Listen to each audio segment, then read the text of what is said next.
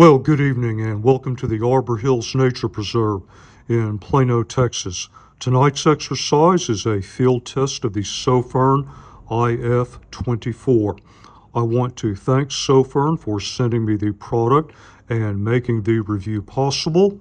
Well, here we have it, the successor to the 23. I'm going to do a little bit different introduction instead of a very brief features overview.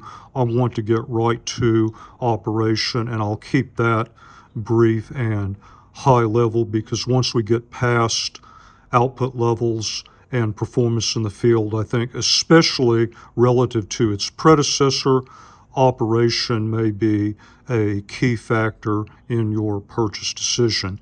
You may notice that the most notable difference between the 24 and the 23 is the rotary dial. Controls are now a combination of rotary dial and side switch. I will point out that this is the third outing for me for this particular light. I did two preliminary evaluations, one on a very cool night, bare hands only, gloves. The other was a warmer, more humid night, bare hands only. In all those situations, I found that the rotary dial and the switch were very easy to operate. There may be another feature of the dial that would be useful to you. Of course, you've got the same side light, and one of the issues that you may have out in the field is that as you rotate into different output levels, you'll get that inadvertent flash of light from the side light. That's one of the things that you may have to contend with. Well, during my second evaluation, I experimented with manipulating the controls in this configuration. It's actually not only easy to move the dial counterclockwise and clockwise from this grip, I found it almost as easy, if not easier, to move it forward and backward in this orientation. You only need to single and double click the side switch, and that turned out to be very easy from this orientation. Of course, the side light is now facing away, and that light is partially blocked by your hand. So once you get it into the right output, you can turn it like this, get it exactly wherever you want it to be, and then bring it into play. Of course, your mileage may vary. I just wanted to point that out. Now, in terms of operation, the dial controls the output modes. We have lockout, so rotating in and out of lockout is very simple. Main white, colored light, or RGB, and then side white. Let's take a look at each one of those. We're in what I might call a standard or default configuration now in lockout. If you press the switch and lock out, you get battery indication, and then I'll let that go out. And if you press and hold, you have momentary into moonlight. So I'm going to work through the modes counterclockwise from this direction. We move into main white. I'm currently in low. Your output levels are moonlight, low, medium, high, turbo, strobe, SOS, beacon. You do have direct to moonlight from off.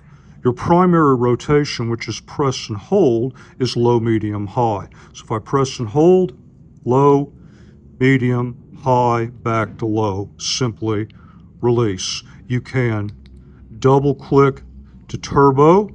Successive double clicks take you into the other blinking mode, so strobe and so forth. Single click gets you back to where you were. and memory applies to low, medium, high. Let's turn this off. It's a single click to turn off. From off, you can double click into turbo. So you have direct to turbo from on, off, no direct to strobe. Let's rotate back to lockout and then back to main white. Turn it on.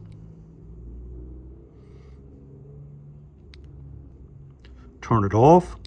Turn it on. Double click into turbo. Rotate back around. Notice that when I'm in lockout now, I go back to main white, I'm in low. So that's how the memory works. Rotate to RGB. I'll call this standard RGB because it's very similar to the RGB light in the 23. Press and hold to run through the gamut of possible outputs, release to select a particular output. There are, however, some additional options there. I'll call them specialty. And there's things like police flash and droplets or something like. They all have fancy names. So once you're in this mode, it is a single click to get to what I'll call standard RGB. A double click gets you into those specialty modes. Successive double clicks rotate through those additional levels. So for example, there's our police flash, and single click gets you back to where you were, single click off. Double click takes you directly to the specialty modes. Successive double clicks rotate through those selections. Single click to get back to where you were, which is in this case off. Rotate. One more. Now we're in side white. Side white functions the same as main white. Again, back to lock. Go the other way, side white.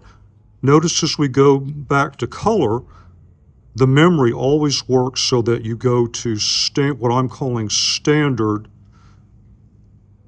RGB. Even if we were in police flash, let's try that. How do we get there? Double click. Double click again.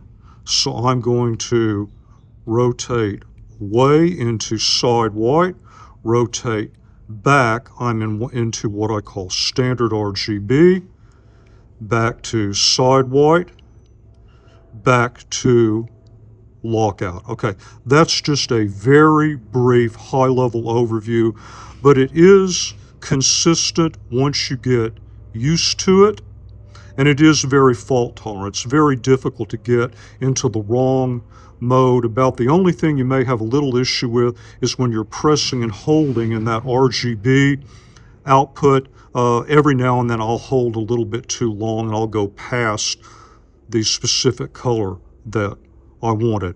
I know you'd like to see some of the additional features. Don't worry, I'm going to show you magnetic, I'm going to show you tail stand, head stand, all the good stuff, some uses of the clip. I know you're anxious to get to the field test, so it's really time for me to just shut up, get out there, and do my job.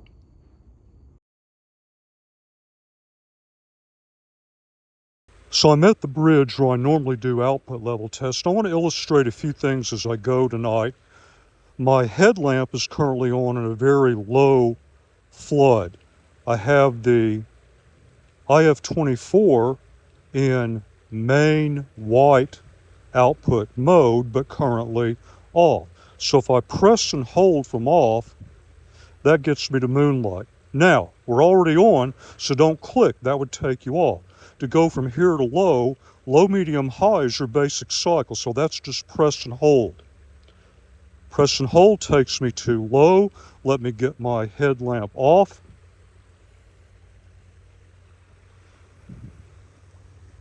And there's main white low. We can look out a bit over the creek. Medium.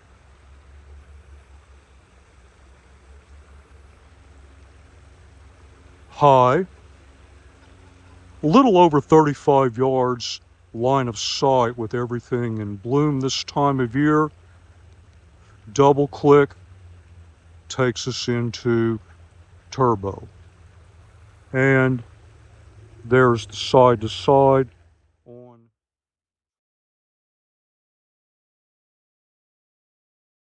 All right, here I am in main white low output level. I want to show you the transition. Let's suppose I want to go to side white. So I've still got my headlamp on, so it's easy to see what I'm doing. Rotate forward from this position. That takes me to standard RGB. Notice I don't get the big flash of unwanted light in my face, and then I rotate from there into side white. I'm currently in low, so let me get my headlamp off again. And let's just look here in low, medium,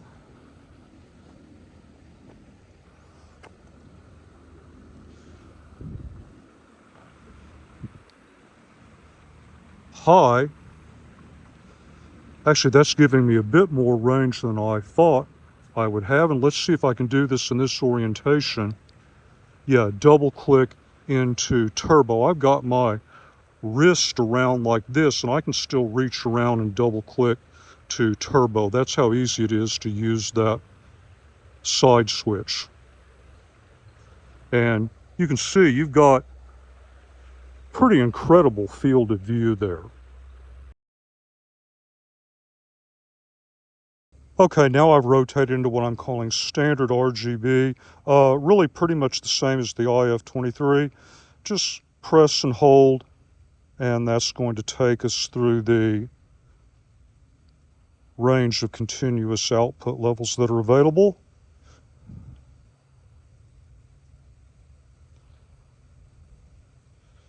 And we're roughly back to where we started. And I knew you'd want to see it. There is police flash. I'm a good 20 yards away, walking towards the light. So you get an idea of kind of what it looks like at different distances.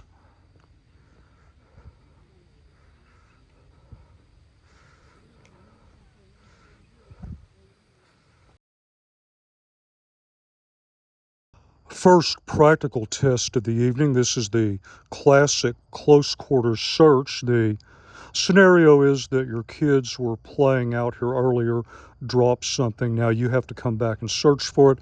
Most flashlights, I'd be looking at a dramatically reduced field of view, but I think this scenario is perfect for the side white light that I have in medium.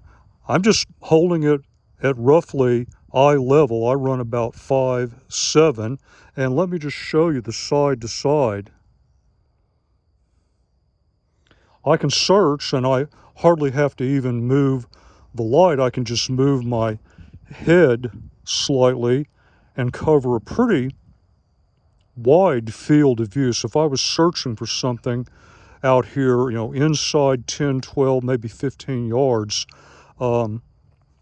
yeah, this medium output is perfect. Of course, high would be even better, but the test is what is the lowest useful mode, and medium is just totally hitting a home run here.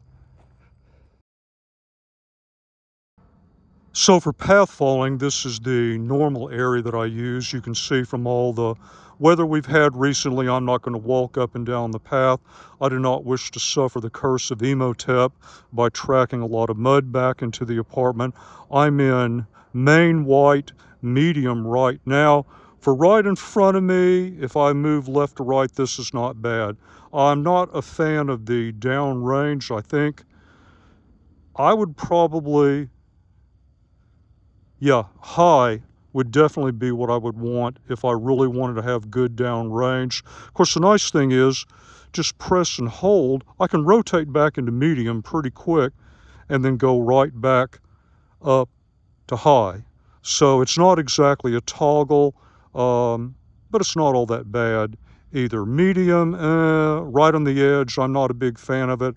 High may actually be a bit of an overkill, but definitely gets the job done, and you still have a pretty reasonable amount of side-to-side visibility down the path.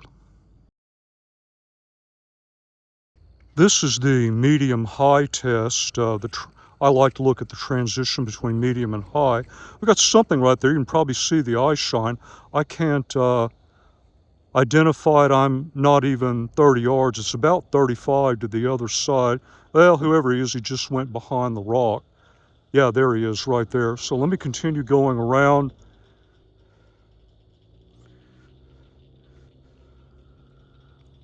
Not quite 20 to the sign. Continue going around. Basic detection for identification, this is already very weak. Path curves off to the right.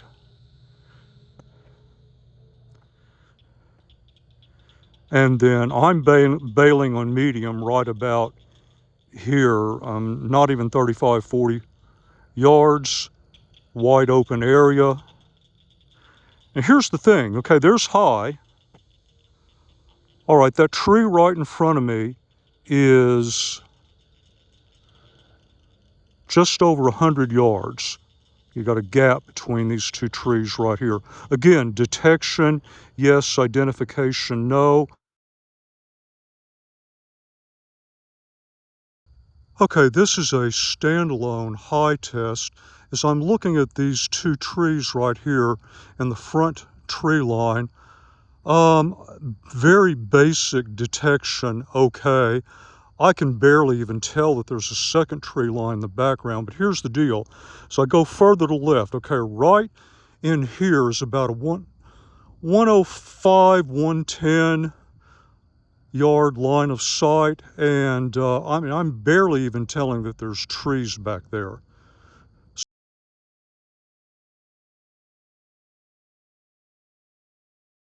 And turbo. That gap between the trees, if I walk past that, about 90, I could extend it to maybe 95 yards. Then there's another tree in the distance that's over 175. I know that tree is out there, so I can recognize it, but I can get just absolutely zero detail. I can tell that there's a tree out there, but that's all. So let's just let this run and see what happens.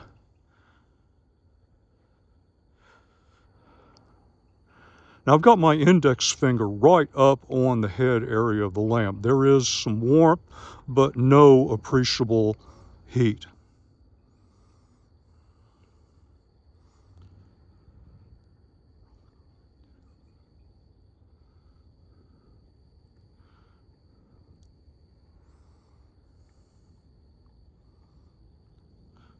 Now I'm feeling some heat build up, nothing uncomfortable.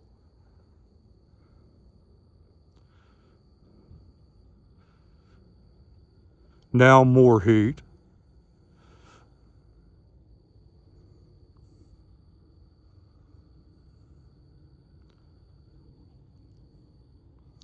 Coming up on a minute and a half.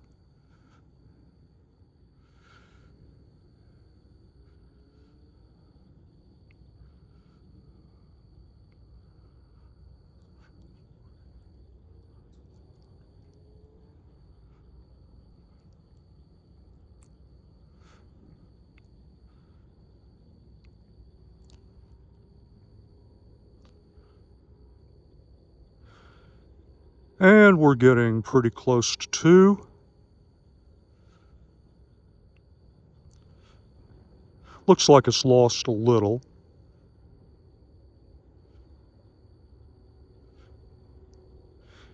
Heat is not an issue at all.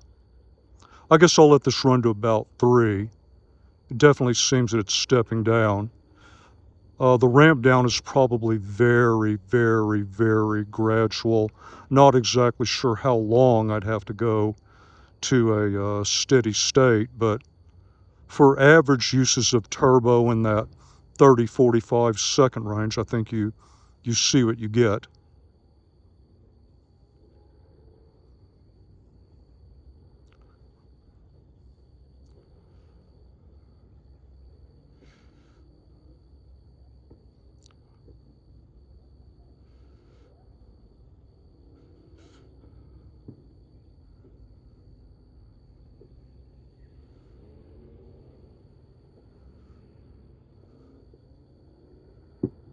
Okay, that's roughly 3 minutes. Going to go ahead and shut this down.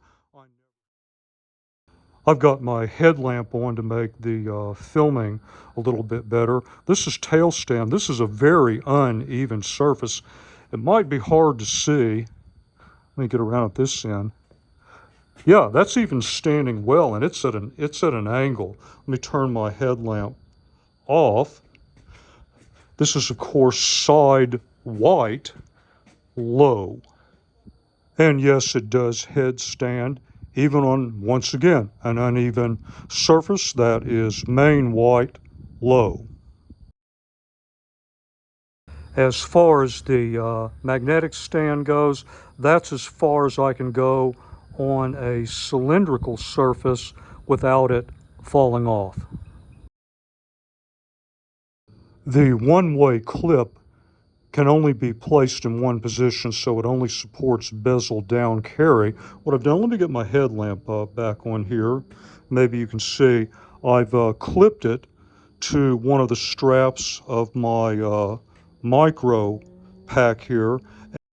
Of course, it's going to depend very much on the type of pack you have and the orientation that you can get the light in, but even in this medium output level, if this is all I had to work with, let's say I was in an emergency, I mean, this is fairly stable. It's not a great clip-on, but it's still fairly stable, and it's definitely giving me a good 10 yards downrange, maybe more, and I have outstanding side to side.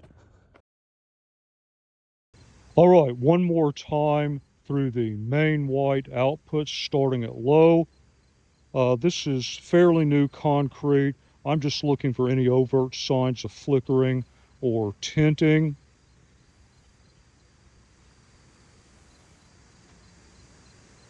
Look out over into the creek. Medium.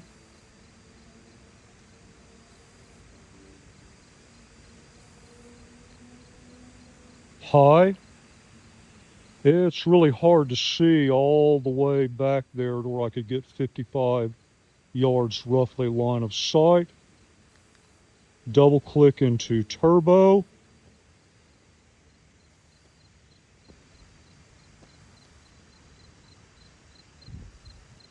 Then I'm going to go.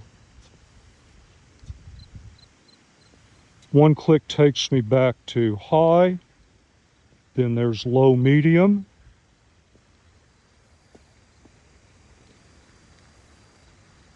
High. I'm going to finish off here in high as I move back over to this area. So I'm going to have to make this a real quick summary because it's late. I need to get out of here before the preserve closes. My basic belief is that if you take a light out, put it under realistic conditions, it should be capable of selling itself. I hope you saw enough of the operational features of the light in addition to practical beam shots to make a decision. Now you probably think you know what's coming next, but I have a bit of an announcement here. I can't say until the next review because I've only got one or two more products in the queue, and then I will either be completely getting out of the review business or hitting the pause button because of some pretty significant life changes that include increased support time for my mother who has Alzheimer's and dementia, and I'm also starting a new phase of training with my longtime instructor that's going to be very physically intense, very time consuming. So I will be keeping up content for the SAR team, that's the private community on the channel, but I will be dramatically scaling back publicly viewable reviews. So on that note, I'm going to shut it down tonight, and I will say that for everyone who's been with me for at least some part of the last roughly 3.5 years, it's been a very interesting ride. Thank you very much, and maybe I'll see you around.